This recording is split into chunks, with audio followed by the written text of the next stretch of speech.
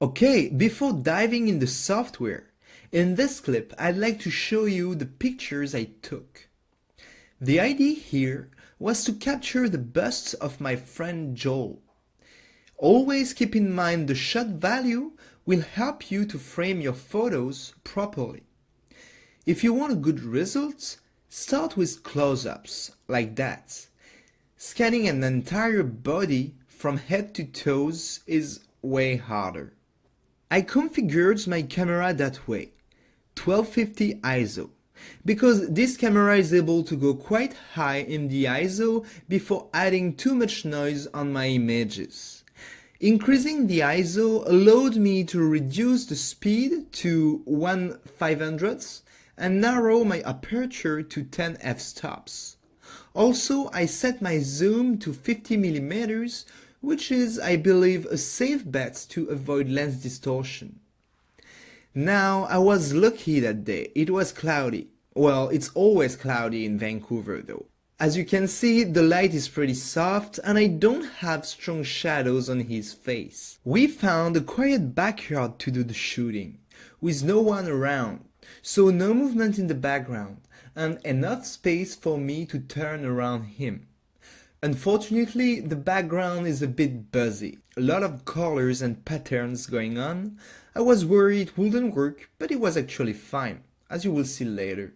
I took many photos from every angles around him. If you are not sure you covered an angle, take some extra pictures. You will just remove them while selecting your images on your computer.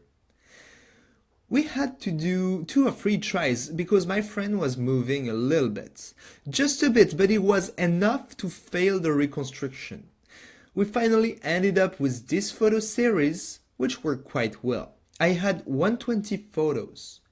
Because we are going to use the free version of Remake, I'm allowed to use only 50 photos for the 3D reconstruction. So I had to remove a lot of them. I started by removing any blurry pictures, then I had many pictures of the same angle. So I always kept the one which was the better framed. Sometimes it's hard to choose, just keep the one you prefer.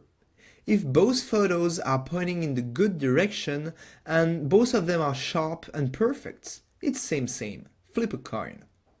You will see that in my series, photos are not all the time really well framed. Well, it is because I was shooting in burst mode to go fast and make sure my friend wasn't moving. As well, I had to hold the camera high without watching at the visor when I was taking the picture on the top, and same under him. But as long as your subject is in the picture, you are good. Okay, so you could think I'm not following the advices I gave you in the previous clips, but nothing is black and white, it's all gray. Just do your best, keep trying and you'll figure out your own techniques.